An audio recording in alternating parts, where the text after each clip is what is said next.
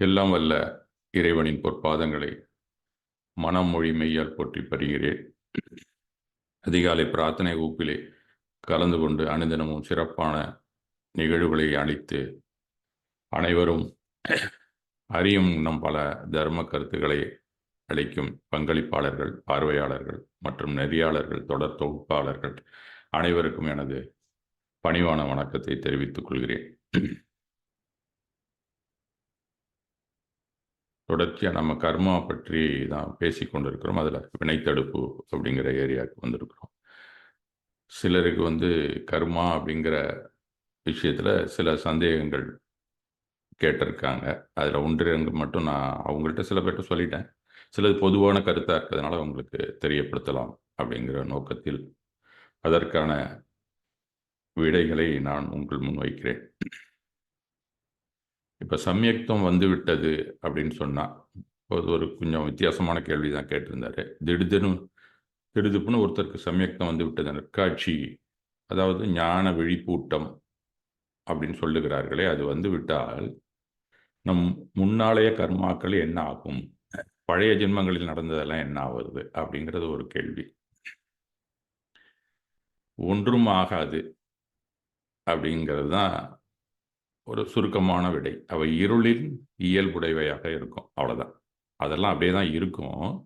அதுக்கு பிரைட்னஸ் இருக்காது. முற்பிறவியில் கொலை செய்திருக்கலாம், திருடனாக இருந்திருக்கலாம், ஹிட்லராக கூட இருந்திருக்கலாம். அதனால் ஒன்றும் வித்தியாசம் ஏற்பட்டு விடாது. நம்மை நாம் அறியும் போது நாம் யார் என்று நினைவுபடுத்தி கொண்டதும் அங்கு ஆன்ம ஒளி வீசத் தொடங்கிவிடும். கடந்த காலம் முழுவதுமாக இருள் போல மறைந்து விடுகிறது. கடந்த கால நினைவுகள் தான் கர்மாங்கிறது. நாம் எப்பயோ செய்த செயல்கள் தான் இன்றைக்கு விழித்து கொண்டு வருகின்றன. அது விளைவுக்காக நாம் ஆன்ம ஒளியை கொடுத்துட்டோம்னா அதெல்லாம் இருள் போல விலகிவிடும் அப்படிங்கிறது தான் சம்யக்தம் வந்ததாக தெரிவிக்கிறார்கள். ஒரு வீடு 100 ஆண்டுகளாக மூடி வைக்கப்பட்டிருந்தாலும் அதில் ஒரு விளக்கை ஏற்றியவுடன் அத்தனை காலமாக அங்கு குடியிருந்த இருள் மறைந்து விடுகிறது. இருள் எவ்வளவுதான் முதியதாக இருந்தாலும், அது எவ்வளவுதான் சீனியராக இருந்தாலும் கூட பரவாயில்ல, இளையதானாலும் ஒளி அங்கே வந்தால் போதும் அந்த இருள்லாம் ஓடி போய்விடும் அப்படிங்கிறது தான் சம்யுக்தம் நமக்கு விளக்குகிறது. எல்லா ஜீவனும் ஆன்ம ஒளி வருவதற்காக காத்திருக்கிறது. ஏன்னு சொன்னால் அவ்வளோ துன்பத்தில் இருக்குது. இது எப்படியாவது வெளியில் வரணும், வந்து சிக்கி கொண்டு விட்டது, மலத்தில் விழுந்து விட்டது அப்படின்னு தான் முன்னாடியே சொன்னேன். அந்த மாதிரி இருக்கக்கூடியது. அப்போ இருளுக்கு எப்பயுமே இருப்பு இல்லை, அது ஒளியை எதிர்க்கவே முடியாது. ஒளி இல்லாத இடமே இருள் அப்படிங்கிறத நம்ம தெரிஞ்சுக்கணும். அப்போ ஞானம் இல்லாத வரையே அறியாமை மூடத்தனம்.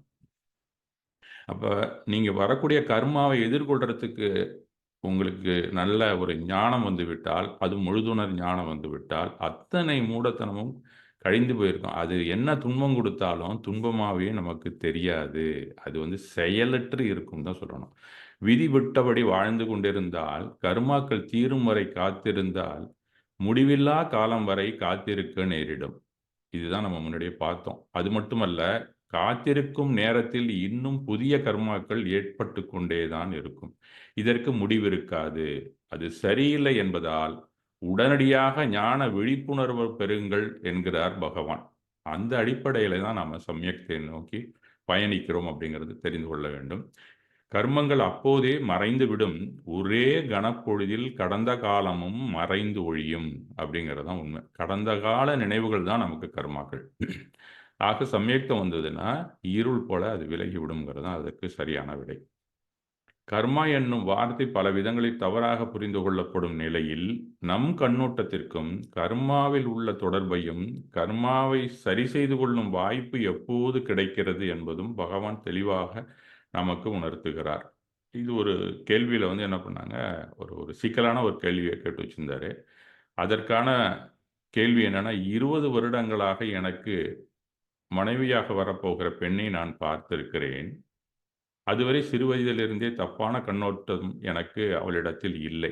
எனக்கு ஏன் அப்போதே பின்னாளில் நடக்கும் அந்த திருமணம் பற்றி தெரியவில்லை அப்படின்னு ஒரு கேள்வி. ஏன் திருமணத்திற்கு சில மாதங்களுக்கு முன்பு கூட எனக்கு கூட தெரியல அப்படிங்கிறது தான் என்னுடைய பதிலும்.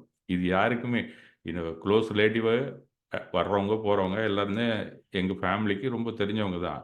அவங்க தான் எனக்கு பின்னாடி மனைவியாக வரப்போங்கிறாங்க. அவங்களுக்கும் தெரியாது, எனக்குமே தெரியாது. இது நிச்சயத்துக்கு பின் தான் தெரிந்து கொள்ள முடிந்தது அப்படிங்கிறது தான் அந்த காலத்துல உண்மை. இதுவும் கூட என் கர்ம வினை பயன்தானா அப்படின்னு கேட்கிறாரு அவரு. இந்த கேள்வியை நானும் கேட்டிருக்கிறேன். கண்டிப்பாக இங்குள்ள பலருக்கும் கர்மா படிக்கும்போது தோன்றவே செய்யும். இதுபோல பல நிகழ்வுகள் நம்ம வீட்ல முன்னாடியே ஏன் நமக்கு தெரியல? நம்ம படிச்சுட்டு இருக்கோம். இது ஏன் முன்னாடியே நமக்கு ஒரு ஒரு நிமித்தம் கூட தெரிய மாட்டேங்குது? அப்படிங்கிறது மாரி ஒரு கேள்வி. வினை என்று சொல்லும்போது அது முழு அர்த்தத்தில் புரிந்து கொள்ள வேண்டும் அப்படிங்கிறது தான் உண்மை. கர்மாவின் சாராம்சம் என்னவென்றால், செயல் அப்படிங்கிறது தான் கர்மா. கர்மா என்பது செயல். செயல் என்பது பல நிலைகளில் இருக்கிறது. செயல்களை உடல், மனம், உணர்ச்சி, உயிர் சக்தி ஆகிய பல நிலைகளில் செய்ய முடியும். நம்ம செயல் செய்றோம்னா, உடல், மனம் மட்டுமல்ல, உணர்விலிருந்து வெளிப்படுவது தான் உணர்ச்சி. இயக்க நிலை தான் உணர்ச்சிங்கிறது. உயிர் சக்தி ஆகிய பல நிலைகளில் நாம் செய்ய முடியும் செயல்களை. அப்படிங்கிறத சொல்றது தான் கர்மா தியரியே. கிட்டத்தட்ட ஒரு 4 செயல்களாக நம்ம வகுத்துக் கொள்ளலாம் அத. முதல் 3 நிலைகளில் செய்யும் செயல்களை கர்மா என்கிறோம். உடல், மனம் அந்த உணர்வின் வழியே வரக்கூடிய செயல்களுக்கு பேஸ் அதுதான். அந்த உணர்ச்சி இது 3லயும் நாம செய்யக்கூடிய செயலுக்கு பேரு தான் கர்மா. இதே ஆன்ம விழிப்பு வந்தது. இப்ப சம்யக்தம் வந்துருச்சுன்னா, ஆன்ம விழிப்பு வந்துரும். உங்களுக்கு ஞான விழிப்பூட்டம் வந்துவிடும். அது உயிர் சக்தி. அதன் வழியாக நீங்க காரியம் செயலாற்ற ஆரம்பித்து விட்டால், அது கர்மா அல்ல. அதுக்கு பேரு கிரியா அப்படின்னு அர்த்தம். ஆக இந்த கர்மாங்கிற செயலை நம்ம புரிந்து கொள்ள வேண்டும். இந்த கர்மாங்கிறது எந்த லெவல்ல செயல்னா 3 அடுக்கு விஷயத்துல தான் நமக்கு கர்மாவாக செயல்படுகிறது. ஆன்ம விழிப்பு வந்துருச்சுன்னா, அதுக்கப்புறம் கர்மா கிடையாது. ஏன்னா, உள்ள வந்து பந்தம் கிடையாது அதுக்கப்புறம். வினை தடுப்பு முழுவதுமாக அங்கே செயலாற்ற ஆரம்பித்துவிடும். அதன் பிறகு நமக்கு உள்ள வர்றதுக்கு வேலையே இல்ல. வெளியில உள்ள இருக்கிறது இருண்டும் போயிடும். வெளியிலேருந்து உள்ள கர்மா வர்றதுக்கும் வேலை இல்ல. அதுக்கு பேரு கிரியா. அந்த மாதிரி இருக்கக்கூடிய நிலைக்கு நாம் செல்ல வேண்டும் அப்படிங்கிறது தான். ஒவ்வொரு செயலும் தனது பதிவை செயல்படுவோர் மீது விட்டு வைக்கிறது. இதுதான் கர்ம தத்துவம். Starting point. நாம் ஒரு குறிப்பிட்ட வழியில் யோசிக்கும்போது, அது குறிப்பிட்ட பதிவை நம்மீது விட்டு வைக்கிறது. நாம எப்ப யோசிச்சாலும், அப்ப உடனே ஒரு பதிவு நமக்குள்ளுக்குள்ள மனசுக்குள்ள போயிடும். அத செயலாற்ற நமக்கு துணிவோம். அது செயலாற்றுவது இந்த ஆயுளுக்குள்ள முடிஞ்சிடுச்சுன்னா, அதுக்குள்ள பலன் இப்ப கூட கிடைக்கலாம் உங்களுக்கு. கிடைக்காமயும் போகலாம். ஆனா இல்லன்னா, அது என்னைக்கோ, எந்த காலத்திலயோ, எந்த பிறவியிலயோ விழிக்கும். அதுதான் கர்மம். சம்யக்தம் வரும்போது உடல், மனம் திறந்திருக்கிறது. படைப்பும் படைத்தவரும் அதாவது கர்ம உடலும், ஆன்மாவும் நமக்கு கிடைப்பவராக இருக்கிறார்கள். அது முழுமையான விடுதலை நிலைக்கு வந்திருக்கிறது என்று அர்த்தம். அப்ப எல்லாமே திறந்திருக்கும் உங்களுக்கு. வழிவிடும். இப்ப உடல், மனமும் திறந்திருக்கு. உள்ள இருக்கிற கார்மன சரீரமும் திறந்துடுச்சுன்னா, மறைப்பே அங்க இல்ல அப்படின்னு தான் அர்த்தம். நாம இதைத்தான் புரிந்து கொள்ள வேண்டும். கர்மா தான் எல்லாத்துக்கும் காரணம் நாம நம்பிக்கொண்டிருக்கிறோம். அதில் உண்மை இல்லாமல் இல்லை. நிச்சயத்தில் ஆன்மா தான் காரணம் அப்படிங்கிறத நம்ம தெரிஞ்சுக்கணும். கர்மா நிமித்த காரணம், ஆன்மா தான் உபாதானம். ஆக கர்மாவுக்கு உபாதானம் அப்படின்னு பார்த்தா ஆன்மா தான் அப்படிங்கிறத நாம் தெரிந்து கொண்டால் நமக்கு கர்மாவை பத்தி பெரிய பயமும் தேவையில்ல. கர்மா விளக்கம் வல்லியங்கிறதெல்லாம் நம்ம பெருசா உள்ளுக்குள்ளலாம் போய் பார்த்துட்டு இருக்கணும்னு அவசியமே இல்ல. இந்த பேஸ் நம்ம தெரிஞ்சுக்கிட்டு வாழ்க்கையில நம்ம செயலாற்றினாலே, நமக்கே வினைத்தடுப்பு தானாகவே வந்துவிடும். உணர்விலிருந்து எழுச்சி பெறுவது உணர்ச்சி. அந்த உணர்ச்சியை பயன்படுத்தாமல் நம்மால் செய்யப்பட்ட செயல்களில் விளைந்த சிக்கலான பதிவுகள் தான் இப்போதைய நாம். இங்கிருந்து தான் பத்தர விளக்கம்ங்கிறது தொடங்குகிறது. அதுக்காக தான் நான் இத ஸ்டார்ட் பண்ணேன் உங்களுக்கு. உணர்விலிருந்து எழுச்சி பெறுவது உணர்ச்சின்னு பேரு. அது அது இயக்க நிலைக்கு வந்துருச்சுன்னா உணர்ச்சின்னு சொல்றது. உணர்வு எப்பயுமே அப்படியே தான் இருக்கும். அது 16+9 25 தீய உணர்வுகள் அப்படின்னு சொல்றாரு. அது நல்ல உணர்வுகளா இருந்தாலும், எழுச்சி பெறும்போது அதுக்கு பேரு உணர்ச்சி. ஆக இந்த சிக்கலான பதிவுகள் இப்போதைய கர்மாவுக்கு இதுதான் காரணம். அங்கிருந்து தான் அது ஸ்டார்ட் ஆவுது. அதுதான் பத்தரம் அப்படிங்கிறதுக்கான விளக்கம். இது 3வது வினைத்தடுப்புல நமக்கு கருவியாக கொடுக்கிறார் பகவான். நாம் நினைப்பதும், உணர்வதும், நாம் செயல்படுவதும் தான் நம்முடைய ஆளுமையாக இருக்கிறது. இப்ப நம்ம பெர்சனாலிட்டி அப்படின்னு நம்ம சொல்லிக்கிறோம்ல. ஆளுமை அப்படிங்கிறது நாம நினைக்கிறது, உணர்வது, நாம் செயல்படுவது. இது 3 தான் நமக்கு ஆளுமையாக இருக்கிறது. அப்படித்தானே இருக்கிறது. ஆளுமை குணங்களே நம் இயல்புகள். இதுதான் நம் கர்மாவாக இருக்கிறது.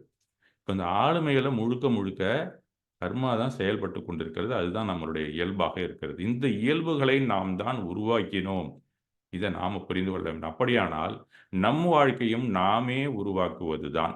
அப்ப நம்மள பொறுத்தவரைக்கும் வாழ்க்கையில இப்படி நடக்குதே, அப்படி நடக்குதே, காலையில எந்திரிச்சோன புயல் அடிக்குதே, மத்தியானம் அடிச்சா நல்லா வெயில் அடிக்குதே, இதுக்கெல்லாம் காரணம் நம்மளுடைய கர்மா தான். சூழ்நிலை மட்டும் அல்ல. அப்படிங்கிறத நாம் தெரிந்து கொள்ள வேண்டும். எனவே பல வருடங்கள் முன்பு நான் எதில் ஆர்வமாக இருந்தேன் என்பதை பார்க்க வேண்டும். பல ஜென்மங்களுக்கு முன்னாடியும். குறிப்பிட்ட சில செயல்களில் ஆர்வமாக இருந்தேன். எனவே அது சம்பந்தமான செயல்கள் தான் என்னை சுற்றி நடந்து கொண்டிருந்தன. அந்த சமயத்துல. இப்ப எனக்கு என்ன ஆர்வம் இருக்கு? தர்ம சிந்தனை இருக்கு. அது சம்பந்தப்பட்ட இடங்களுக்கு தான் தேடுறேன். எங்கெங்க Zoom கிளாஸ் கிடைக்குது, அதெல்லாம் நம்ம போய் திரட்டுவோம். அது சம்பந்தமா தெரிந்து கொள்வோம் அப்படின்னு நம்ம நினைக்கிறோம்ல. இது சம்பந்தப்பட்ட செயல்கள தான் நாம எதிர்கொள்ள விரும்புகிறோம். இப்படிதான் நம்மளுடைய வாழ்க்கை அப்பப்பவும் இருந்து கொண்டிருக்கு. அப்ப நாம் என்ன பர்சனாலிட்டியா அப்ப இருக்கிறோமோ, அதற்கு ஏற்ற செயல்களையும், சூழ்நிலையும் நோக்கி நாம் நகர்வோம். அப்படியானால் பல வருடங்கள் முன்பே திருமண எண்ணம் வராததற்கு காரணம் கர்மா தானா? அப்படின்னா, ஆமாங்க. அது கர்மா தான் காரணம். அதனால நீங்க உங்களுடைய மனைவியாக போறவங்கள பார்த்திருந்தா கூட, இல்ல கணவனாக போறவன பார்த்திருந்தா கூட உங்களுக்கு மறைப்பு அப்ப இருக்கிறதுக்கு காரணம் உங்களுடைய கர்மா தான். ஏன்னா, உங்களுடைய முக்கியத்துவம், உங்கள செயல்ல பிரியாரிட்டி வேறையா இருக்கு அப்ப. எந்த மாதிரி கர்மாவை சேர்த்து வைத்திருக்கிறோமோ, அவற்றின் உந்துதலுக்கு ஏற்ப நாம் ஈர்க்கப்படுகிறோம். புறத்திலே நாம என்ன செயலாற்ற வேண்டும் அப்படிங்கிறதுக்கு, நம்மளுடைய ஈர்ப்பு உள்ளுக்குள்ளேருந்து தான் வருது அப்படிங்கிறத நாம் தெரிந்து கொள்ள வேண்டும். எவ்வளவோ நீங்க செயலாற்றுறதற்கு வெளியில பரவலா எங்க பார்த்தாலும் இறைந்து கிடக்கின்றன. ஆனா, நம்ம செலக்டிவா சில செயல்கள தான் அங்க செய்கிறோம். குறிப்பிட்ட கர்மாவை பொறுத்து குறிப்பிட்ட உந்துதல் பிறக்கிறது. அந்த உந்துதல் காரணமாகத்தான் வாழ்க்கையில் ஒரு குறிப்பிட்ட பாதையில் நாம் நகர்கிறோம். இந்த உணர்வின் வழி உந்துதலுக்கு பொருத்தமானவையே உங்கள் பாதைக்கு வரும். அப்ப அந்த உணர்வின் வரியிலே இருந்து என்ன உந்துதல் வருதோ, அது அறமாக இருக்கிறதா என்று பார் அப்படின்னு தான் சொல்றாரு. அது தீய உணர்வாக இருந்தால், அது உன் வாழ்க்கையை மீண்டும், மீண்டும் செய்து கொண்டே இருக்கிறது. பல பிறவியாக நீ வாழ்ந்து கொண்டே இருக்க வேண்டியது தான். அப்ப உணர்வின் வழி உந்துதலை நீ பார் அப்படிங்கிறது தான் பத்தர நோன்பினோட அடிப்படை. இப்ப பத்தரம் அப்படிங்கிறது எங்க செயலாற்றுகிறது என்றால், இந்த உடல், மனம் இதுக்கு அந்தாண்ட இருக்கக்கூடிய உணர்விலிருந்து நம்மை செயலாற்ற தூண்டுகிறதே ஒன்று. ஏதோ ஒரு ஸ்டிமுலே இருக்கு. அங்கிருந்து ஒரு உந்துதல் வருகிறது. அந்த ஸ்டிமுலஸ் தான் நம்மளுடைய அத்தனை கர்மாவுக்குமே ஸ்டார்ட்டிங் பாயிண்ட். அதுதான் பாவ கர்மா. இப்ப அந்த இடத்துல தான் இந்த பத்தர நோன்பு அப்படிங்கிறத நமக்கு கொண்டு வந்து கொடுக்கிறார் வினைத்தடுப்புக்காக. அப்ப அது 3வது அம்சமாக பத்தரம்ங்கிறது இங்கேருந்து தான் நமக்கு தொடங்குகிறது அப்படிங்கிறத நாம் தெரிந்து கொள்ள வேண்டும். ஆனால் இவை எல்லாமே நாம் செய்பவை தான். இப்ப உள்ள இருக்கக்கூடிய பாவகர்மா எங்கேருந்து வந்ததுன்னா, இதுவும் நாம எப்பவோ நாம செய்த, சேமித்து வைத்த பாவ வினை கர்மா தான் அதெல்லாம். பாவ வினைகள் தான் அதெல்லாம். இதை நாம் மறக்கக்கூடாது. அதை மறந்துவிட்டால் அந்த கணமே அது நமக்கு அழிவை தரும். அனைத்துமே நாம் செய்பவை தான். கர்மா என்றால் செயல் என்று தான் அர்த்தம். உங்கள் கர்மா என்றால் உங்கள் செயல். என் கர்மா என்றால் என் செயல். நீ குறிப்பிட்ட பதிவுகளின் குவியலை நாம் உள்ளே உருவாக்கி உள்ளோம். அது 8ஓ அல்லது 148ஓ அத பத்தியெல்லாம் நமக்கு கவலை இல்ல. உள்ளுக்குள்ள இருக்கிற குவியலுக்கெல்லாம் காரணம் நாம தான். இப்போது நான் என்ன செய்ய முடியும்? இப்படித்தான் என் வாழ்க்கையில் நடந்தது. அப்படின்னு நாம எப்ப பார்த்தாலும் புலம்பிக் கொண்டே இருக்கிறோம். இது சரியல்ல. ஒரே சூழ்நிலையில் இப்ப 2 பேரு ஒரு சூழ்நிலையில இருக்கிறார்கள் அப்படின்னு நம்ம வைத்துக்கொண்டால், இருவரும் வேறு வேறான செயல்களை செய்ய முடியும். இப்போது இந்த இந்த மின்கூட்டத்தை எடுத்துக்கிட்டா கூட, சிலருக்கு தாகம் எடுக்கிறது. சிலருக்கு தூக்கம் வருகிறது. சிலருக்கு சிறிது நேரம் இன்னும் கொஞ்சம் நேரம் நடக்கட்டுமே அப்படின்னு தோணுகிறது. சிலருக்கு போதும்ப்பான்னு போர் அடிக்குது. சிலர் போக நினைக்கிறார்கள். சிலருக்கு உடல் வலிக்கிறது. இப்படியாக பலருக்கும் பல செயல்பாடுகள் இந்த Zoom கூட்டத்திலே நடந்து கொண்டிருக்கிறது. இங்கேயே பலவிதமான கர்மாக்கள் நடந்து கொண்டு தான் இருக்கின்றன. ஒரே சூழ்நிலையில் இருந்தாலும், ஒவ்வொருவரும் வெவ்வேறு கர்மாவை உண்டாக்கி கொண்டிருக்கிறோம் அப்படிங்கிறது தான் நாம் தெரிந்து கொள்ள வேண்டிய அடிப்படை. எனவே கர்மா என்பது நமக்கு என்ன நடந்தது என்பதல்ல, ஒரு சூழ்நிலைக்கு நாம் எப்படி பதில் கொடுத்தோம் என்பதுதான். அதை நாம் புரிந்து கொள்ள வேண்டும். ஒரு சின்ன சிம்பிளான ஒரு கதையை நம்ம படிச்சா அதெல்லாம் புரிந்து கொள்ளலாம். ஏன்னா நம்ம கர்மாங்கிற அடிப்படை தெரியாம என்னதான் மேல படிச்சு எவ்வளவோ உங்களுக்கு சொல்றதுக்கு சாஸ்திரியார் இருக்காங்க. விதவிதமா உங்களுக்கு அந்த வினை தடுப்பு முறைகளை சொல்றதற்காக இருக்காங்க. ஆனா வினைங்கிறது என்ன? அப்படிங்கிறதுல சந்தேகம் இருந்து கொண்டே இருந்தால் நம்ம நிவர்த்தி செய்தவன் தான் அதெல்லாம் இன்ட்ரெஸ்டிங்கா நம்ம கேட்க முடியும். வினை தடுப்பு இல்லைன்னா ஒரு பரீட்சைக்கு படிக்கிற மாரி படிப்போம்.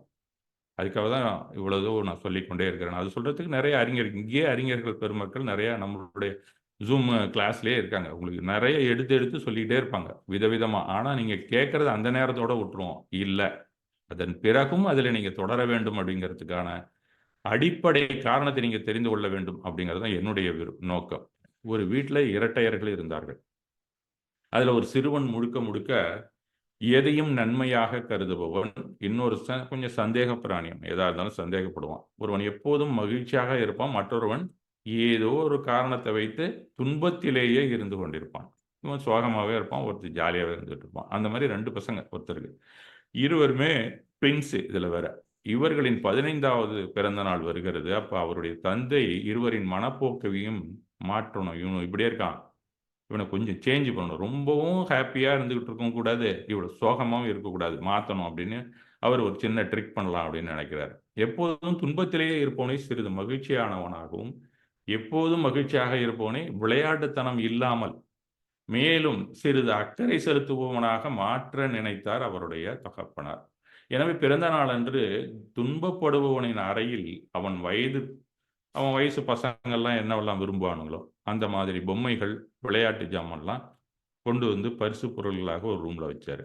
இன்னொரு ரூம்ல குதிரை சாணம் இருக்குல்ல, அத கொண்டு வந்து இன்னொரு ரூம்ல வச்சாரு. 2 பசங்களையும் கூப்பிட்டாரு. கூப்பிட்டோனே 2 பேருக்கும் ஒரே டேட் தானே பர்த்டே. 2 பேரும் ட்வின்ஸ் தானே. அவனோட சொல்ற உங்க அறையில் அவங்கவங்களுக்குள்ள அறையில பரிசு பொருள் வைத்திருக்கிறேன் சென்று பாருங்கள் அப்படின்னு ஒரு சஸ்பென்ஸா சொல்லி உள்ள அனுப்பி விட்டுறாரு 2 பேருக்கும். 2 பேரும் உள்ள போய் பார்க்கறதுக்கு போறான். அவர்கள் தங்களுக்கு அளிக்கப்பட்ட பரிசுகளை உள்ள போய் பார்க்குறானுங்க. அவங்க எப்படி தன்னுடைய மனநிலையை வெளிப்படுத்துகிறார்கள் அப்படிங்கிற ஒரு ஆவலோட அவரு வெளியில நின்று கொண்டிருக்கிறார். அப்ப முதல்ல அந்த எப்பயுமே ஜாலியா இருப்பான்ல, அவனுடைய ரூம் அறை கதவுகிட்ட போய் காத வச்சு விட்டு கேட்கிறாருன்னு வச்சுங்களேன். கேட்கிறாரு அவரு. அந்த சிறுவன் அந்த உள்ள போன சிறுவன் என்ன பண்றான், முதல்ல அந்த விளையாட்டு ஜாமான்லாம் இருக்கிற ரூமுக்கு போனவன், அந்த துக்கத்தில ஆழ்ந்து அழுது கொண்டிருக்கிறான். எப்ப பார்த்தாலும் சோகமா இருக்கிறவன், இத்தனை விளையாட்டு பொருள்களை பார்த்த பிறகும் அழுது கொண்டிருக்கிறான். என்னடா இது! அவன் ஜாலியா இருப்பான்னு நெனச்சு நம்ம இதெல்லாம் வாங்கி வச்சா, அவன் அழுதுகிட்டு இருக்கானே என்ன காரணம்? அப்படின்னு சொல்லி, அந்த பொருள்கள்லாம் வச்சதுக்கு நமக்கு தான் ஐடியா இல்லையா? அவன் என்ன புரிஞ்சுகிட்டு இருக்கான்னு தெரியலையே! அப்படின்னு சொல்லி அவன கூப்பிட்டு கேட்கிறார் கதவ தொறந்துட்டு போய். "ஏன் அழுகிறாய்? நல்ல நல்ல பொருள்களைத்தானே பார்த்து உனக்காக பரிசு கொடுத்திருக்கிறேன்" அப்படின்னு சொல்றாரு. அவன் மேலும் அழுது கொண்டே சொல்கிறான், "நான் இந்த பொம்மைகளை எல்லாம் திறந்து பார்த்தேன். சிலவற்றின் குறிப்புகள் எனக்கு புரியவில்லை. அதெல்லாம் எப்படி அது வேலை செய்யுதுன்னே எனக்கு தெரியல. எப்படி விளையாடுறதுன்னே தெரியலையே!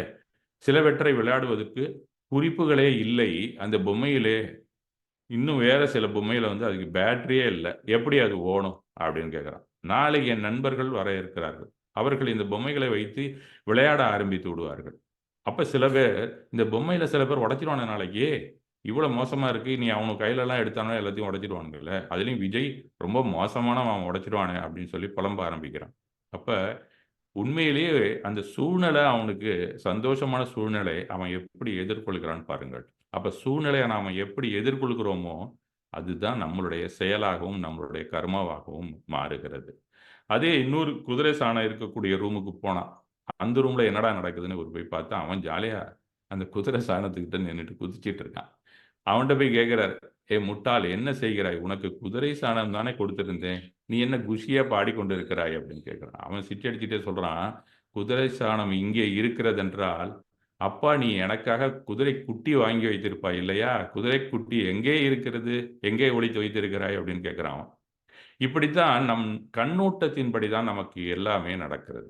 நமக்கான கர்மா அப்படித்தான் நடக்கிறது. குறைந்தபட்சம் அந்த கண்ணோட்டம் இப்போதாவது நமக்கு கிடைத்ததே என்று மகிழ்ச்சி அடையுங்கள். இதுதான் நாம புரிந்து கொள்ள வேண்டும் வாழ்க்கையில. இதிலேருந்து தான் சமயத்துவம் தொடங்குகிறது. நாம சமயத்துவங்கிறது திடீர்னு ஒரு நாளைக்கு வந்து நிக்கும் அப்படின்னு நாம நினைக்க வேண்டாம். அதில பயணம் பண்றதுக்கு முன்னாடி இந்த 0 பாயிண்ட்லேருந்து போணும்னாலே, நம்மளுடைய கண்ணோட்டத்தை மாற்ற வேண்டும். ஏனெனில் பெரும்பான்மையோர் தாங்கள் எதற்காக இருக்கிறோம், தங்கள் இருப்பின் அடிப்படை என்ன என்று தெரியாமலே வெறுமனே சாப்பிடுவது, தூங்குவது, இனப்பெருக்கம் செய்வது, பின்பு இறப்பது என்று முழு வாழ்க்கையும் இதிலேயே வாழ்ந்து கொண்டு இறந்து போகிறார்கள் அப்படின்னு தான் சொல்லப்படுகிறது. நாம பார்க்கிறோம். இது மாரி தான் நெறைய பேர் இருக்கிறதையும் பார்க்கிறோம். அதில் ஒன்றும் தவறில்லை. ஆனால் அவை மிகவும் குறுகிய எல்லையை கொண்டவை.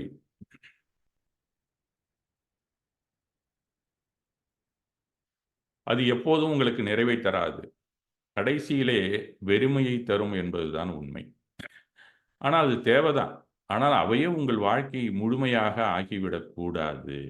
அவை உங்கள் வாழ்க்கையின் பகுதியாக வேண்டுமானால் இருக்கலாம் அப்படின்னு தான் கர்மாவ பத்தி நமக்கு கூறக்கூடிய ஞானிகள் எல்லாருமே தெரிவிக்கிறார்கள். அதே வாழ்க்கைன்னு சாப்பிடுறது, தூங்குறது, இப்படியே இருந்துட்டு இருக்கிறதுல என்ன இருக்கு வாழ்க்கை? ஏதோ ஒரு சாதனைய பண்ணணும். அந்த சாதனை உனக்கு விடுதலையாக இருக்க வேண்டும் அப்படிங்கிறது தான் ஞானியரின் கூற்றாக இருக்கிறது. நம்மளுடைய அட்வைஸ் அதுதான் அவங்களுக்கு.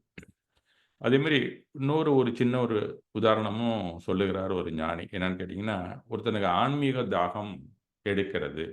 அவனுக்கு நம்மளும் வந்து விடுதலைக்கு போணும் அப்படின்னு நினைக்கிறான். அவனுக்கு அது இந்த மாரி இந்த மாரி இருக்கக்கூடிய வகுப்புகளுக்கெல்லாம் போறான். எங்கெங்க ஜூம் கிளாஸ் நடக்குதோ இதெல்லாம் போய் கேட்குறான். வெளியில பல ஞானிகள்னு சொல்லிக்கிட்டு இப்ப அங்கங்க நிறுவனங்கள் அங்கங்க இருக்க நிறுவனங்கள் தான் அதெல்லாம். அங்கெல்லாம் போய் சேர்ந்து நான் கூட 2, 3 நிறுவனத்துக்கு போயிருந்திருக்கிறேன். அந்த மாரி நிறுவனத்துலலாம் போய் சேர்ந்துக்கிட்டு கொஞ்ச நாளைக்கு அவங்க சொல்லக்கூடிய கருத்துக்களெல்லாம் கேட்டுக்கொண்டு இருக்கிறார்கள். அது ரொம்ப இது போல முற்காலத்தில ஆன்மீகம் ஒருத்தருக்கு வந்ததுன்னா என்ன செய்வாங்கன்னா, காட்டுக்கு சென்று விடுவார்கள். இதுதானே நம்ம கதையில எல்லாத்துலயும் பார்க்குறோம். எல்லா புராணங்கள்லயும் நமக்கு சொல்லப்படுகிறது. ஆன்மீக தாகம் எடுத்தால் போதும், அவங்கலாம் காட்டுக்கு போய் விடுவார்கள். தலையை மழித்துக் கொள்வார்கள். இல்லன்னா ஏதோ ஒண்ணு செய்வாங்க. தீட்சை ஏற்றுக்கொள்வார்கள். இப்படித்தானே நம்ம பார்க்கிறோம். எனவே அந்த கால மனிதர் ஒருவர் காட்டுக்கு சென்றார். அவர் மலைக்கு சென்று ஒரு குகையை கண்டுபிடித்து அதன் முன்னாடி போய் உட்கார்ந்துகிட்டார். சிறிது நேரத்தில ஒரு குள்ள நரி அங்க வந்தது. அது வந்து உட்கார்ந்தது. அதுக்கு 2 காலும் இல்ல, பின்னங்கால தான் அது இழுத்து இழுத்துக்கிட்டு அங்க வந்து உட்காருது அந்த இடத்துல. அதுக்கு முன்னங்கால்கள் 2மே எங்கேயோ ஒரு ஆக்சிடென்ட் அதுக்கு துண்டிக்கப்பட்டிருந்தன. ஒருவேள வேடனுடைய பொறியில கூட மாட்டிக்கிட்டு அது சிக்கி இருந்திருக்கலாம் அப்படின்னு தான் தெரிகிறது. அந்த மாதிரி அந்த நரி இருக்கும்போது, ஆனா அந்த நரிய பார்த்தா ஒண்ணும் இளைச்சு வீணா போனது மாரி தெரியல. அது நல்லா ஆரோக்கியமாவே இருந்து கொண்டிருக்கிறது. இது இயற்கை சூழ்நிலையில இந்த மாதிரி 2 கால் முடமா இருக்கிறதுக்கு என்னத்த ஆகாரம் கிடைக்கும் நரிக்கு? இது எப்புட்றா நல்லா கொழு கொழுன்னு ஜம்முன்னு இருக்க? அப்படின்னு சொல்லி யோசிக்கிறான். அந்த மாரி இருக்கிற நேரத்தில, இதுக்கு யாரோ ஏதோ செய்யணும். இவன் ஊனத்திற்கு ஏதோ ஒரு கருணை இயற்கை கண்டிப்பாக நேரடியா காட்டவே காட்டாது. இயற்கை எதா இருந்தாலும் நீ ஊனமா இருந்தாலும், நல்லா இருந்தா என்ன? உன் செயல்பாடுக்கு தகுந்தது தான் உனக்கு வேண்டிய விளைவையே தரும். அதானே இயற்கை. அந்த முன்னங்கால்கள் இல்லாத நரி ஆரோக்கியமாக இருக்கிறது எப்புட்றாங்கும்போது, கொஞ்ச நேரம் கழிச்சு ஒரு சிங்கத்தின் கர்ஜனை கேட்கிறது. இவனுக்கு ரொம்ப பயமா போச்சு. ஐயோ! என்னடா சிங்கம் வருதே இங்க. ஒருவேளை இந்த நரிய சாப்பிட்டுரும். அடுத்தது நம்மளையும் சாப்பிட்டுரும் அப்படின்னு சொல்லிட்டு கொஞ்சம் யோசிச்சுக்கிட்டே உட்கார்ந்திருக்கிறான். அந்த ஞானம் வேண்டி சென்றவன் வைத்துங்களேன். அவன் கண் திறந்து கண்ண மூடிட்டு இருந்தவன் கண்ண தொறந்து கூடிய இடுக்கோழிய பார்க்க ஆரம்பிக்கிறான். அருகிலேயே ஒரு சிங்கம் வாயில வந்து மாமிசத்த எடுத்துக்கிட்டு வருது. இந்த சிங்கம் வந்து அந்த நரிக்கு அதன் கிட்டக்க அத போட்டுட்டு போகுது. "நீ சாப்பிடு" அப்படின்னு சொல்லி. இந்த நரி அதை சாப்பிட்டு தன் வாழ்நாளை கழித்துக் கொண்டிருக்கிறதுங்கிறது அப்பதான் தெரிந்து கொள்கிறான். தன் கண்களையே தன்னால் நம்ப முடியவில்லை. அவர் ஆன்மீக பாரம்பரியத்தில இருக்கிறதுனால, இத உடனே என்ன அவன் எப்படி நினைக்கிறான்னா, "ஓ! இது கடவுளால் தரப்பட்டிருக்கும் ஒரு செய்தி. வேறு விதமாக இருக்க முடியாது." ஏன்னா, காட்டு சிங்கம் வந்து ஊனமான ஒரு நரிக்கு ஊட்டிவிட்டு செல்லுகிறது அப்படின்னு சொன்னா, இது கடவுள் நமக்கு ஏதோ ஒரு செய்தியை கொடுக்கிறார் அப்படின்னு அவன் தீவிரமா யோசிக்க ஆரம்பிச்சுடுறான். அடுத்த நாள் மாலை வருகிறது. அப்பவும் அந்த சிங்கம் வருகிறது. அதுக்கு ஒரு இறைச்சி துண்டை போட்டுவிட்டு சென்று கொண்டிருக்கிறது. இத பார்த்துக் கொண்டே இருக்கிறான். அப்போது அந்த மனிதனுக்கு கொஞ்சம் கொஞ்சமா ஐயம் தெளிய ஆரம்பித்தது. கண்டிப்பாக இது கடவுளின் குறிப்பு தான். கடவுளுக்கு என்ன அவரு சொல்ல நினைக்கிறாருன்னா, உடனே அவருக்கு பொறி தட்டின மாரி ஒண்ணு ஞாபகம் வருகிறது. இந்த ராஜ்யத்தில் ஊனமான நரிக்கு கூட உணவு கிடைக்கும். ஆன்மீக பாதையிலே நான் சென்று கொண்டிருக்கிறேன். ஏன் எனக்கு உணவுக்காக நான் கஷ்டப்பட வேண்டும்? வெறுமனே இங்க உட்கார்ந்திருந்தா கூட எனக்கும் உணவு வந்து கிடைக்கத்தான் செய்யும் அப்படின்னு அவன் அப்படி எடுத்துக்கிறான் அதை, அந்த நிகழ்வை. இந்த மாதிரி ஒரு 4-5 நாள் ஆச்சு, 6 நாள் ஆச்சு, 7 நாள் ஆச்சு. கொஞ்ச நாள் ஆக ஆக 10 நாள் ஆனோன்னா இவனால உட்கார்ந்திருந்தா யாரும் சாப்பாடே குடுக்கல. யார் ஆன்மீகத்தை தேடி வந்தாலும் சாப்பாடு யார் அங்க வந்து அந்த காட்டுல யார் குடுக்க போறா? ஒருத்தரும் குடுக்கவே இல்ல. இவன் உடனே ரொம்ப பசிக்க ஆரம்பிச்சது. முனகல் சத்தம் போட ஆரம்பிச்சான். மயங்கி விழ ஆரம்பிக்கிற நேரத்துல ஒரு யோகி அந்த பக்கமா வரார். அவரு இந்த சத்தத்த கேட்டு யார்றா இங்க முனகிட்டு இருக்கான்னு பார்த்தா, அந்த குகை வாசல்ல இவன் உட்கார்ந்து படுத்துட்டான் அப்படியே. அவரு அங்க பார்த்துட்டு, "என்னப்பா உனக்கு என்னாச்சு?" அப்படின்னு கேட்கிறாரு. அப்ப அவன் அவர்ட்ட சொல்றான். இந்த மாரி கடவுள்ட்டேருந்து எனக்கு ஒரு செய்தி கிடைத்தது அப்படின்னா. என்னப்பா அப்படின்னா, இந்த மாரி ஒரு காட்டு சிங்கம் வந்து இங்க இருக்கிற இந்த நரிக்கு சாப்பாடு போட்டுட்டு போயிட்டு இருந்தது. அதனால எனக்கும் சாப்பாடு கிடைக்கும் அப்படின்னு நினைச்சு, நானும் இவ்வளவு நாளா இருக்கிறேன் அப்படின்னு சொல்லி, எனக்கு ஆனா இதுவரைக்கும் கிடைக்கல. நீங்க வந்து என்ன பார்த்துருக்கீங்க. நான் ஒரு அதிர்ஷ்டசாலி தாங்கிறான். அப்ப அவர் சொல்றாரு, "நிச்சயமாக இது கடவுளின் செயல் தான். கரெக்ட்டு தான் நீ சொல்றது. சந்தேகம் இல்லை. ஆனால் ஊனமான நரியைப் போல இருக்க வேண்டும் என்று நீ ஏன் நினைத்தாய்?" அப்படின்னு கேட்கிறாரு. "ஏன் பெருந்தன்மையான சிங்கத்தைப் போல் இருக்க வேண்டும் என்று நீ நினைக்கவில்லை?" அப்படின்னு கேட்கிறார். ஆக, நாம ஒரு சூழ்நிலையில என்ன மாதிரி உள்ளே உள்வாங்குகிறோமோ, அதுதான் நம்மளுடைய எதிர்கால கர்மா. நாம சோம்பேறியா உட்கார்ந்து சாப்பிடணும்னு நினைக்கிறதுக்கும் நமக்கு யூகம் வருகிறது. நாம போய் சம்பாரிச்சு 4 பேருக்கு குடுக்கணும்னு நாம நினைக்கலாம் அந்த சூழ்நிலையில. இதைத்தான் கர்மா நமக்கு மறைமுகமாக தெரிவிக்கிறது அப்படின்னு தான் நம்ம எடுத்துக்கொள்ள வேண்டும். அப்ப கர்மா வாழ்க்கையில நாம எப்படி வாழணுங்கிறதையும் சொல்லிக் கொடுக்கிறது அப்படிங்கிறது தான் உண்மை. நாம ஏதோ விடுதலையை நோக்கி பயணத்துக்கு போகிறோம் அப்படிங்கிறது பெரும்பாலானவர்கள் இப்ப என்னையே எடுத்துங்க. வாழ்ற வரைக்கும் நான் 4 பேருக்கு செய்யணும்னு நெனைச்சேன். அந்த சிங்கம் வந்து சோறு போடுறது மாரி. அந்த மாரி தான் பலரும் இன்னைக்கு உங்களுக்கு சொல்லிக் கொண்டிருக்கிறார்கள் கர்மா தியரிய. அவங்கவங்களும் நல்லா ஒரு செட்டில் ஆயிட்டாங்க வாழ்க்கையில. அதன் பிறகு தான் மற்றவங்களுக்கு சொல்லிக் கொண்டிருக்கிறார்கள். ஆரம்ப காலத்திலேயே நீங்க இளமையிலே இருக்கும்போது, நான் இந்த மாரி உட்கார்ந்திருப்பேன், எனக்கு சாப்பாடு கிடைக்கும்னு கர்மாவ புரிந்து கொண்டாலும் தவறான செயல். இந்த கதையிலேருந்து இளைஞர்கள் இப்படித்தான் எடுத்துக்கணும். இப்ப கர்மா நீங்க செய்யும்போது எந்த மாதிரி கர்மாவை செய்ய வேண்டும்? அதில எப்படி நீங்க பயணிக்க வேண்டும் அப்படிங்கிறதையும் நீங்க நிர்ணயம் செய்ய வேண்டும் அப்படிங்கிறதுக்கு தான் இது உதாரணமாக ஒரு கதையாக உங்கள் முன் வைக்கிறேன். எனவே இது நம் கர்மா தான். நமக்கு முன் ஒவ்வொரு கணமும் இருக்கிறது. ஒவ்வொரு சூழ்நிலையும் வருகிறது. அவற்றை பயன்படுத்தி நம்மை உயர்த்திக் கொள்ளலாம் அல்லது அவற்றை பயன்படுத்தி தாழ்த்திக் கொள்ளவும் செய்யலாம். எனவே ஒவ்வொரு கணமும் அப்படித்தான் இருக்கிறது நமக்கு. எப்படிப்பட்ட மனிதர்களை சந்தித்தாலும் சரி, எப்படிப்பட்ட சூழ்நிலையை எதிர்கொண்டாலும் சரி, வாய்ப்பு நம் கையில் தான் உள்ளது. எப்படி எதிர்கொள்ளணுங்கிற வாய்ப்பு நம்மள்ட்ட தான் இருக்கு. சூழ்நிலைய வேணா விதி குடுக்கலாம். நம் வாழ்க்கையில் அழகான சூழ்நிலைகளை சந்தித்தாலும் சரி, கொடுமையான சூழ்நிலையை சந்தித்தாலும் சரி, ஒரே ஒரு வாய்ப்பு தான் அந்த சூழ்நிலையை பயன்படுத்தி நாம் மேலும் சிறந்தவராக, வலிமை உள்ளவராக மாறலாம். அப்படி இல்லன்னா, உடைந்து போய் நொறுங்கியும் போகலாம். இது 2 தான் சாய்ஸ் நமக்கு. நீங்க எத வேணாலும் எடுத்துக்கொண்டு வாழலாம். வாழ்க்கையின் ஒவ்வொரு கணத்திலும் இந்த வாய்ப்பு நமக்கு அளிக்கப்பட்டிருக்கிறது. அதுதான் கர்மா. அதனால் இந்த கணம் முக்கியம். அந்த கணத்தின் கர்மா மிகவும் முக்கியம். அதுதான் நமக்கான கர்மா. இங்கே கர்மா என்பதைத்தான் நாம் எப்பவுமே அடிக்கோடிட்டு இருக்கிறோம். அண்டர்லைன் பண்றது எப்போதும் கர்மா, கர்மான்னு தான் பண்றோம். இது நமக்கானது அப்படிங்கிறது தான் நாம அண்டர்லைன் பண்ண வேண்டியது. கர்மாங்கிறது ஒரு பொதுவான விஷயங்கள் இல்ல. அவங்கவங்களுக்கானது. இது எனக்கான கர்மா. இது நமக்கான கர்மா அப்படின்னு நாம எடுத்துக்கொள்ள வேண்டும். வெறுமா கர்மாவ பொது தியரியா படித்துக்கொண்டே இருப்பதனால, எந்த ஒரு முன்னேற்றமும் நமக்கு வரப்போறதில்ல. ஆனா பெரும்பாலும் நம்ம எந்த வார்த்தைய அண்டர்லைன் பண்ணணும், இத பண்ணக்கூடாதுன்னு தெரியாம தான் வாழ்ந்து கொண்டிருக்கிறோம். இது என் கர்மா, என் செயல். கர்மா என்பது என் செயல்தான் என்று எப்போது நாம் உணர்கிறோமோ, அந்த கணமே அதை சரி செய்து கொள்ளவும் முயலத் தொடங்கி விடுவோம். நம் துன்பம் நம் கர்மா தான். தவறான பாதையில் செல்லும்போது அது நம் கர்மா தான் என்று உணர்ந்து விட்டால், நாம் சரி செய்து கொள்ள மாட்டோமா என்ன?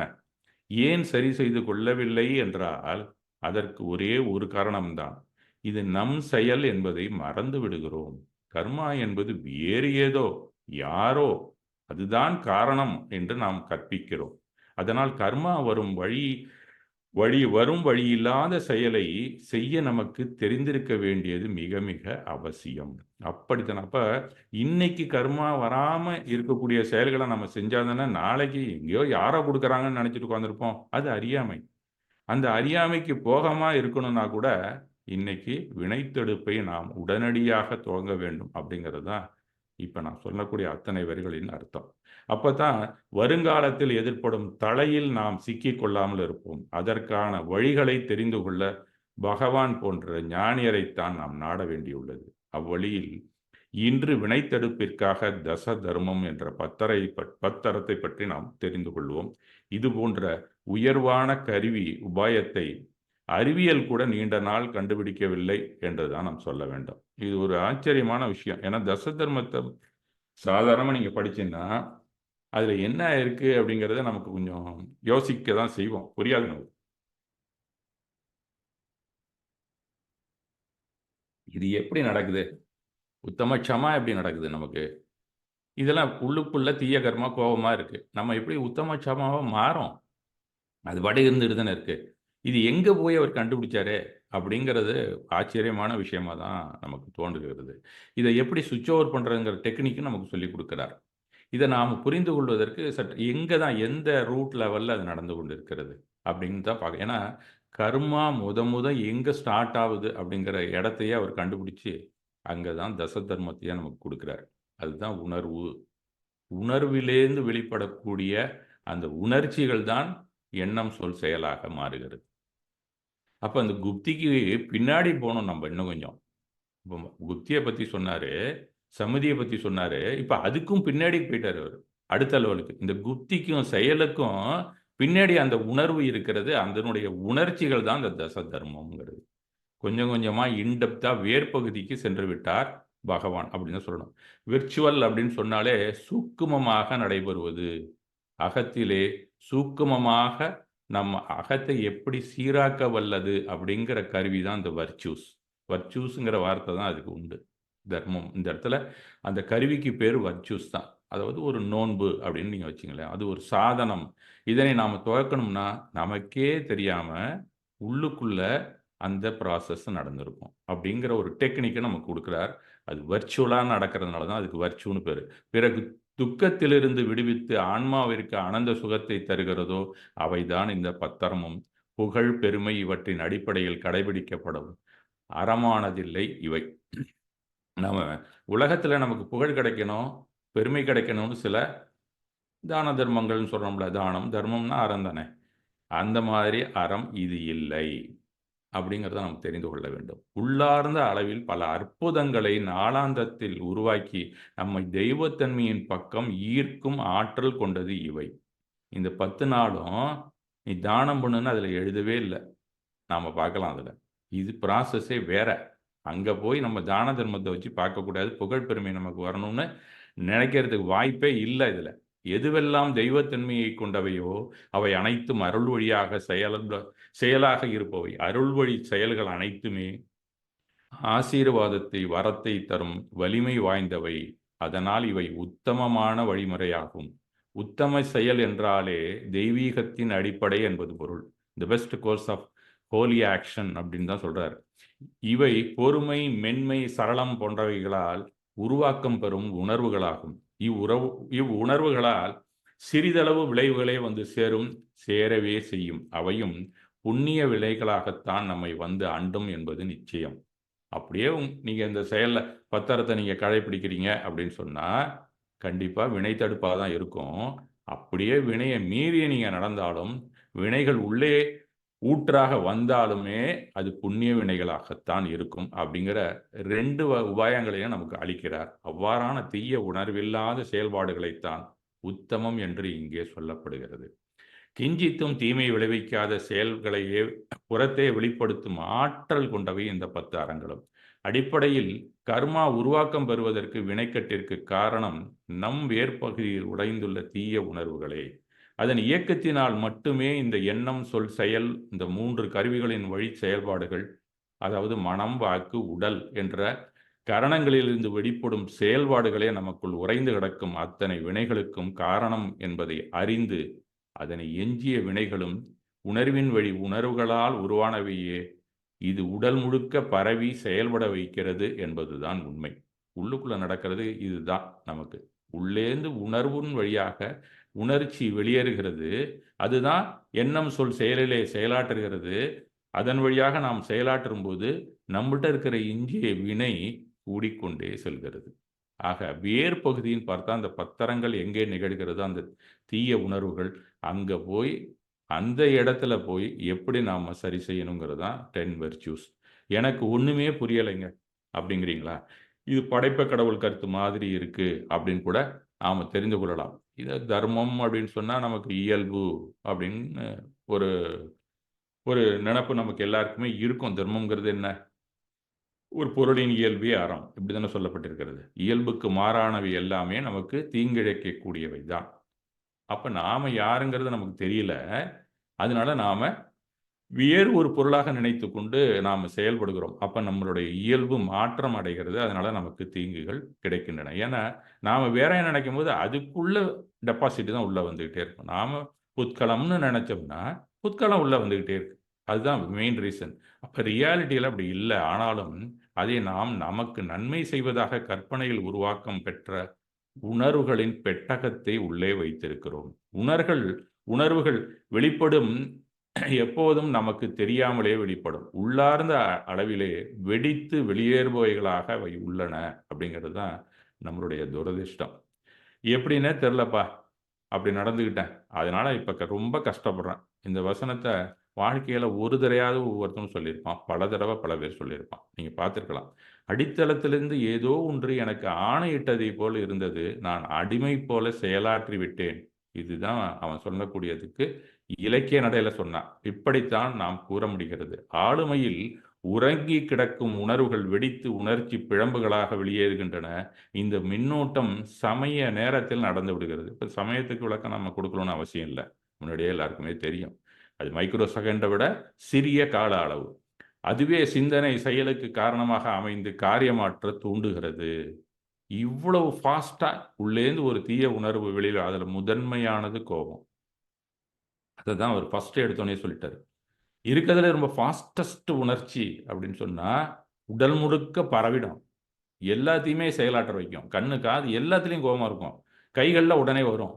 அதுதான் கோப உணர்வு. இதெல்லாம் சமயம் அப்படிங்கிறதுக்கு அளவே நம்மளால கண்டுபிடிக்க முடியாது. அந்த மாதிரி குறைந்த அளவு நேரத்துல அந்த தீய உணர்வு காரியமாற்றை நம்மை தூண்டுகிறது அப்படிங்கிறது தான் உண்மை. சில பேர் பார்த்தீங்கன்னா, கண்ட்ரோலே இல்லாம நடப்பாங்க அந்த நேரத்துல. செஞ்சுட்டு வருத்தப்படுவான். வாழ்க்கையே வீணா போயிடும் அதுல. அப்ப அந்த மாதிரி தீய உணர்வு வேர் பகுதியில எங்க வருகிறதோ, அங்க போய் அத சரி பண்ணுப்பா அப்படிங்கிற டெக்னிக் தான் பத்தரம். அவை பெரும்பாலும் எதிர்மறை விளைவாகவே உள்ளன. எதுக்கு? அடிப்படையில நாம என்ன மாரி வச்சிட்டு இருக்கோமோ, இது எல்லாமே எதிர்மறை விளைவாகத்தான் வெளிப்படுகின்றன இப்போதைக்கு. நல்லாவே நமக்கு தெரிகிறது. அது உடனடியாகவோ, அல்லது நாளாந்தரத்திலோ, என் ஆயுள் முடிவதற்குள் இவை நமக்கு கஷ்டத்தையே கொடுக்கின்றன. நாளைக்கும் கஷ்டம் கொடுக்கலாம். நம்மளுடைய கோபம். ஒரு 10 வருஷம் கழிச்சு கூட இந்த கோபத்தின் விளைவு நமக்கு கிடைக்கும். இல்லன்னா, ஆயுள் முடியிற நேரத்தில கூட நமக்கு கிடைக்கும். இல்லன்னா, அடுத்த பிறவியிலேயுமே நமக்கு கஷ்டம் தான் கிடைக்கும். இது போன்ற உணர்ச்சிகள் வெளிப்பட காரணமான உணர்வுகள் அனைத்துமே தீய உணர்வுகள் தான். அதன் எதிர்விளைவு உணர்வளவிலும் இருக்கலாம், பொருளளவிலும் இருக்கலாம். இவைகளே தீய உணர்வுகள். இவைகளை 16க்கு 9 அப்படின்னு சொல்லி அவர் 25ஆக பகவான் சொல்லுகிறார். நான் அவருடைய உணர்வு பெட்டகத்துல அந்த அப்ப அவ்வளவுதான் இருந்திருக்கும்னு நான் நினைக்கிறேன். அவரு ஏன்னா சமயுக்தம் அடைந்ததுக்கு பின்னாடி சொன்னது தானே இதெல்லாம். அப்ப 16 9 தான் அவர்ட்ட இருந்திருக்கும். அத சொல்லியிருக்காருன்னு நினைக்கிறேன். நாம ஒரு 10 பேர் இல்லன்னா ஒரு 20 பேர் உட்கார்ந்து, இன்னும் எத்தனையா இருக்கு தீய உணர்வுன்னு பார்த்தா 2500 கூட இருக்கலாம். அந்த 25க்கு மேல 100 மடங்கு கூட இருக்கலாம். நம்மளோட வகைப்படுத்த தெரியவில்லை. அப்படி அதுக்கு நமக்கு ஞானம் இல்ல. அவ்வளவுதான். எப்படி இருந்தாலும் மேல் வகையான இந்த 25ற்குள் வந்து விடுவது உறுதி என்பது நாம் தெரிந்து கொள்ள வேண்டியது தான். அந்த அளவில் இவை அனைத்துமே தீமையை, கஷ்டத்தை, கவலையை, வெற்றியை தடையாக காரணிகளாக இருப்பவை தான் இவை என்பதை நாம் புரிந்து கொள்ள வேண்டும். நம்மை சாதனை புரிய விடாமல் தடுக்கும் தடுப்பு சுவர்களே வேர்ப்பகுதியில் உள்ள இந்த உணர்வுகள் தான். இந்த வேர்ப்பகுதியில் உறைந்துள்ள தீய உணர்வுகள், கஷாயங்கள் இவை வெடித்து வெளியேறும்போது நம் சிந்தனை சிதறுகிறது. எண்ணம், சொல், செயல் 3மே நமக்கு பாதகத்தை அளிக்கின்றன. அதனால இவை இயல்பான உணர்வுகள் இல்லை என்பதை நாம் நிச்சயமாக தெரிந்து கொள்ளலாம். நம்ம விரும்பலையே. நமக்கு பாதகமான சூழ்நிலை வரணும்னு நினைச்சா நம்ம ஒரு காரியத்தை செய்கிறோம். ஆனால் நமக்கு பாதகம் தான் வருது. ஆனால் இது நமக்கு இயல்பான உணர்வு இல்லை அப்படிங்கிறதே நாம் உணரவே இல்லை. அதுவும் ஒரு நம்மகிட்ட இருக்கக்கூடிய ஒரு அறியாமை. நம் இயல்பான உணர்வுகள் எவை? மாறாக நாம் நடந்து பார்த்தால் அது நமக்கே புரிந்துவிடும் அப்படின்னு அந்த இடத்துல கொண்டாந்து நமக்கு ஒரு உபாயத்தை கொடுக்கிறார். இது நீ புரிஞ்சுக்கிட்டீங்கனாலே அதுதான்டா உனக்கு இயல்பான உணர்வு அப்படின்னு சொல்றார். நாமே நம்ம ஆளுமையில் உள்ள இயல்புக்கு மாறான உணர்வுகளை விளைவுகளை வைத்து ஆராய்ந்து எதிர்மறையான உணர்வுகளை அந்த பெட்டிக்குள் எங்க பாவகர்மா இருக்கோ எதுக்குள்ள அந்த கரணத்தில் உள்ள அந்த பாவகர்மா பெட்டிக்குள் வைத்து நாம் பிறந்திருக்கிறோமோ அதை எடுத்துட்டு நீ இதெல்லாம் வைப்ப அப்படிங்கிறதுக்கான ஒரு வழிமுறை தான் இந்த பத்திரம். அப்ப அந்த மாதிரி நீ மாற்றாக நீ என்ன வைத்தாலும் சிந்தனை செய்தால் நல்ல எண்ணங்கள் தான் வெளியில வரும். நல்ல வாக்குகள் தான் வரும். நல்ல கர்மேந்திரிய செயல்கள் தான் அமைந்திருக்கும். அப்படித்தானே இருக்கும். நீங்க எப்ப இதுக்கு பொறுமையை தூக்கி உள்ள போட்டுட்டீங்கன்னா, அதுக்கப்புறம் உங்க ஆக்டிவிட்டீஸ் என்னவா இருந்தாலும் என்ன எண்ணம், சொல், செயல் இது 3லுமே அதுதான் வந்திருக்கும். அதை நாமே அவதானித்து, அறிந்து, புரிந்து எப்போதும் மாற்று வழியை கண்டுபிடிப்பது, அதற்கான அகத்தாய்வும், அதை விளக்கும் அறிவுத்திறனும் நம்மிடையும் இல்லையே. அதை முழுவதுமாக உணர்ந்த நம் பகவான் இந்த உபாயத்தை கண்டுபிடித்து நமக்கு 10 அறங்களாக அளிக்கிறார். இந்த சூட்சுமமான இதை நாம புரிந்து கொண்டால் ரூட் லெவல்ல இது ஒரு அரஸ்டிங் மெத்தட். ரூட் லெவல்லையே நம்மளுடைய வினை தடுப்பை நமக்கு வழங்கியிருக்கிறார் என்பதை பத்தர வினை தடுப்பு நமக்கு அருமையான ஒரு கருவி என்பதை நாம் தெரிந்து கொள்ளலாம். அதற்கு ஊழியம் செய்யும் ஞானேந்திரிய கருவிகள் என்ன அப்படின்னா மனம். கர்மேந்திரிய கருவிகள் என்னன்னா வாக்கும் நம்ம உடலும் தான். இந்த ஞானேந்திரியம் கர்மேந்திரியம் முன்னாடியே நம்ம படிச்சிருக்கோம். அதனால திரவிய கர்மா அணுக்களை இவைதான் உள்ளே கவர்ந்து இழுக்கின்றன. அப்ப உணர்வின் வழியே வரக்கூடிய உணர்ச்சி தான் இந்த திரவிய கர்மாவை உள்ள டெபாசிட் பண்ணுது. அந்த திரவிய கர்மா பாவ கர்மா சேர்ந்து தான் நமக்கு இத்தனை வினைகளையும் வெளியே நாம செயலாற்ற வைக்கிறது அப்படிங்கிற உண்மையை நமக்கு தெரியப்படுத்துகிறது. இந்த 3 கருவிகளை இயங்கச் செய்யும் மின்னோட்டம் வேர்பகுதியான உணவிலிருந்து தூண்டப்படுகிறது. அந்த பாவகர்மா என்னும் பேட்டரியில் உள்ள சுவிட்ச் திறக்கப்படும் போது அதிலிருந்து எலக்ட்ரான்கள் வெளியேற்றப்பட்டு இந்த 3 கருவிகளை இயக்கி பின் மீண்டும் அந்த கரணத்திற்கே திரும்பி வந்து மின் சுற்று முடிவடைந்து விடுகிறதுங்கிறது தான் எலக்ட்ரிக்கலாக பார்த்தீங்கன்னா. ஏன்னா கொஞ்சம் எலக்ட்ரிசிட்டி படிச்சிருந்தீங்கன்னா இது புரியும். இந்த எலக்ட்ரிக்கல் சர்க்யூட் சிஸ்டத்தை கண்டுபிடித்த விஞ்ஞானி தான் நம்மளுடைய பகவான். அவர் அப்பயே உள்ளுக்குள்ள நடக்கிற அந்த எலக்ட்ரிக் சர்க்யூட் எப்படி இருக்குங்கிறத கண்டுபிடிச்சிருக்கிறாருன்னு தான் சொல்லணும். இந்த எலக்ட்ரிக்கல் பல்ஸ் அந்த ஸ்டிமுலே 25 வகையான தீய உணர்வுகளாக இல்லை ஆன்மாவின் இயல்பு எதிர்மறை குணங்களாக மாற்றும் ஒரு ஏற்பாட்டை இங்கே இடையே உருவாகும்படி செய்துள்ளார் நம்முடைய பகவான். கோப உணர்வு வெளியேறினால் இடையே உருவாக்கம் பெற்ற அந்த வடிகட்டி கருவி ஒரு ஃபில்டர் சர்க்யூட் உள்ள இருக்கு. அதுக்கு தான் ஒரு ஏற்பாடு பண்றாரு. அந்த நெகட்டிவ் பல்சஸை அப்படியே பாசிட்டிவ் பல்சஸாக மாற்றி இந்த 3 கருவிகளையும் இயக்க வைக்கிறார் அப்படிங்கிறது தான் உள்ளார்ந்த அளவிலே நடக்கக்கூடிய செயல்முறை. இதை பயிற்சி செய்து பழக்கப்படுத்தி வந்தால் வழக்கத்துக்கு வந்துவிடும் என்பதுதான் உண்மை. அதன்பின் கண்டிப்பாக புதிய வினைகள் நமக்குள் பாய்வதற்கு தடையாக இருக்கும். அப்படியே நுழைந்தாலும் அவை புண்ணிய வினைகளாகத்தான் இருக்கும் என்பதை நாம் புரிந்து கொண்டு நம்பிக்கையுடன் அந்த 10 வழிமுறைகளை கடைபிடிக்க வேண்டும். இது 3வதாக சொல்லப்பட்டிருந்தாலும் இதுதான் வேர்பகுதி. அதனால் முதன்மையான முக்கியமான சாதனம் இதுதான் என்று நான் சொல்லுவேன் உங்களுக்கு. இந்த தீய உணர்வுகள் சில சமயம் வெளியேறினாலும் நல்ல சிந்தனைகளை பதிவேற்றி வைத்திருந்தால் அதை தழுவி வரும் தீமைகளும் நல்லவைகளாகவே அமைந்திட 12 சிந்தனைகளை நமக்கு அளித்திருக்கிறார் பகவான். அடுத்த ஸ்டெப் வேர்பகுதிக்கு அடுத்தது வந்ததுன்னா சிந்தனை வரும். அதுக்கும் 12 சிந்தனைகளை நமக்கு அளித்திருக்கிறார். எனக்கு கோபம் வரும்போது சிறிது நேரம் அமைதியாக இருந்தாலே அது சப்சிடைஸ் ஆகிடும் அப்படிங்கிற டெக்னிக் எனக்கு தெரிந்தது ஒரு நேரத்தில். நானும் ரொம்ப கோபக்காரன். அதுலேருந்து எப்படி வெளியில் வரணும் அப்படிங்கும்போது இந்த பத்திர நோன்பை படித்து கொஞ்சம் ஆராய்ச்சி பண்ணி ஓஹோ இந்த மாதிரி இருக்கிறதா அவர் சொல்கிறாரு அப்படின்னு புரிந்த பிறகு அந்த நேரத்தில் ஒரே ஒரு டெக்னிக் எனக்கு தெரிஞ்ச வரைக்கும் பலரும் சொல்லியிருக்கிறாங்க. உடனே நம்ம அப்படியே மௌனமாக இருந்துட்டாலே போதும் கோபம் வந்ததுன்னா. அதுவே ஒரு பெரிய கட்டுப்பாடு.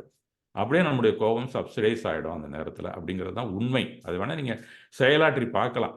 நல்ல வேளைடா அந்த சமயத்துல நான் பதில் பேசாம இருந்தேன். இப்படி கூட தோணும் உங்களுக்கு. பல சந்தர்ப்பத்துல. அதுவும் உங்களுக்கு திருமணம் ஆயிருந்தா நல்லாவே தோணும். பொறுமை என்ற பத்திரத்தை படித்து புரிந்து கொள்ளும்போது தான் எனக்கு புரிந்தது. இதற்காக நாம் பொறுமை வர வேண்டும் என்று பயிற்சியை துவக்க வேண்டிய அவசியமே இல்லை.